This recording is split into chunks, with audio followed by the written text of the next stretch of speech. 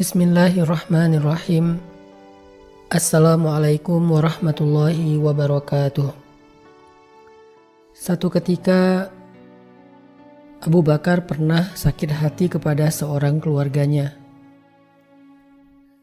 Orang yang selama ini sering dibantu oleh Abu Bakar As-Siddiq, tetapi ternyata dia termasuk salah satu orang yang ikut menyebarkan fitnah atau berita bohong, tuduhan selingkuh kepada Sayyidah Aisyah radhiyallahu anha.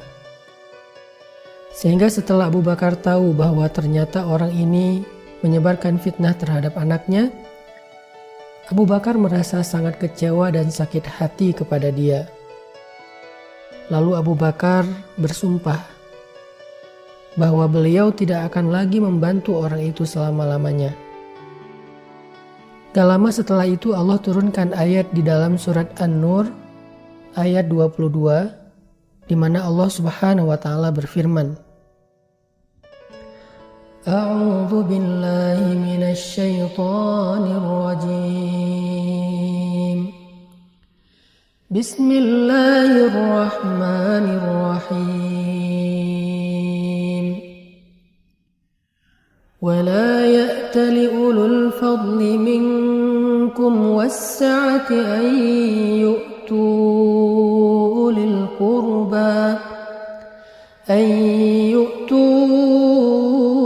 أولي القربى والمساكين والمهاجرين في سبيل الله وليعفوا وليصفحوا ألا تحبون أن يغفر الله لكم والله غفور رحيم. Shadaqallahul azim. Janganlah orang yang memiliki kelebihan harta di antara kalian dan kelapangan rezeki bersumpah bahwa dia tidak akan lagi memberi pertolongan kepada keluarga dan orang miskin dan orang-orang yang berhijrah di jalan Allah. Hendaklah mereka memberi maaf dan berlapang dada. Tidakkah kalian suka jika Allah mengampuni dosa-dosa kalian? Dan Allah Maha Pengampun lagi Maha Penyayang. Ayat ini turun tepat setelah Abu Bakar As-Siddiq bersumpah untuk nggak lagi membantu saudaranya yang pernah menyakiti perasaan Sayyidah Aisyah. Sudah bertahun-tahun Abu Bakar membantu orang itu, menolong orang itu, perhatian terhadap kebutuhan orang tersebut dan keluarganya. Tetapi yang membuat Abu Bakar sangat kecewa adalah tega-teganya orang tersebut membalas semua kebaikan Abu Bakar dengan sebuah fitnah. Membalas semua perhatian Abu Bakar dengan permusuhan. Sehingga Abu Bakar yang kecewa dan marah itu pun bersumpah tidak akan lagi menolong orang itu selama-lamanya. Setelah ayat ini turun kepada Nabi SAW memanggil Abu Bakar. Ya Abu Bakar, telah turun kepadaku satu ayat yang sangat mulia. Kemudian Nabi membaca ayat tersebut di depan Abu Bakar. Mendengar ayat ini dibacakan, Abu Bakar menitikkan air mata. Abu Bakar menangis. Kemudian ketika Nabi sampai di akhir ayat, di mana ada kalimat pertanyaan dari Allah, Ala tuhibbuna ayyaghfirallahu lakum wallahu ghafurur rahim. Tidakkah kalian suka jika Allah mengampuni dosa-dosa kalian, sedangkan Allah itu Maha Pengampun lagi Maha Penyayang? Abu Bakar langsung mengangguk-ngangguk dan menjawab, Bala ya Rob, bala ya Rob, tentu ya Allah, saya suka jika engkau mengampuni dosa saya. Kami suka jika engkau memaafkan kesalahan kami, tentu ya Allah, tentu, gak mungkin enggak.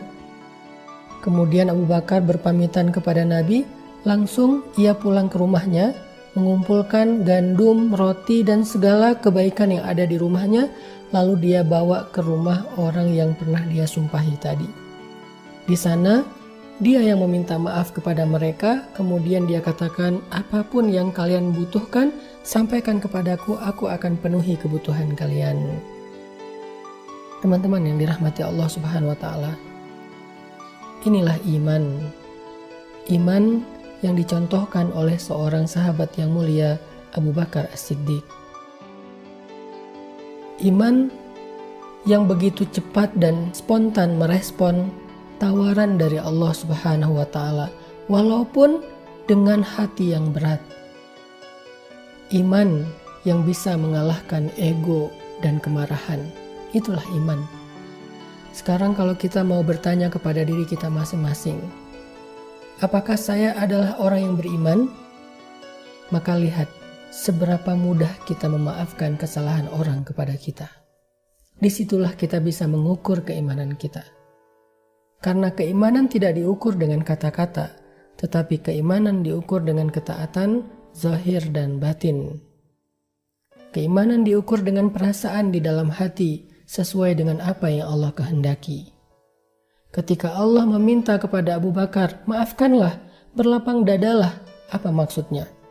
Maafkan artinya lupakan kesalahan mereka. Berlapang dada artinya berikan kebaikan untuk mereka. Udah ngasih maaf, disuruh berbuat baik lagi kepada orang tersebut. Ini namanya wal ya'fu wal yasfahu. Hendaklah kamu memaafkan mereka, lupain semua kesalahan mereka, wal yasfahu. Udah gitu, berikan kebaikan-kebaikan kepada mereka seperti yang selama ini kamu lakukan. Ini sebuah perintah yang sangat berat untuk orang yang sedang kecewa dan marah seperti Abu Bakar. Tetapi ketika Allah mengatakan, Ala tuhibbuna ayyaghfirallahu lakum, tidakkah kamu suka jika Allah mengampuni dosamu? Abu Bakar langsung menitikkan air mata, sedih, nangis, merasa menyesal, pernah bersumpah untuk tidak lagi membantu mereka sampai Allah menegur beliau dengan Al-Quran dan Allah juga menawarkan satu kebaikan berupa ampunan dosa. Maka seketika Abu Bakar mengatakan, Bala ya Rob, tentu ya Allah, tentu ampunanmu lebih berharga daripada dunia dan seisinya. Sehingga Abu Bakar langsung pamit kepada Nabi, pulang ke rumahnya, mengambil semua kebaikan yang ada di rumahnya, dan dia serahkan sebagai hadiah kepada orang tadi. Inilah iman, teman-teman. Inilah inti dari keimanan.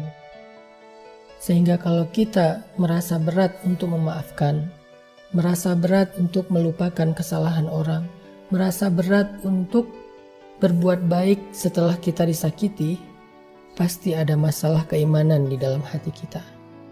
Perbaiki iman itu. Perbaiki keyakinan kita kepada janji Allah. Coba nilai dengan hati kita jika kita beriman, mana lebih untung? Orang yang menyimpan dendam di hatinya, lalu tidak mau lagi berbuat baik kepada orang yang pernah menyakitinya? Atau orang yang memaafkan, melupakan kesalahan orang lain, sehingga Allah memberikan kebaikan di sisinya yang lebih besar untuk orang ini? Mana yang lebih untung? Jawab dengan iman kita.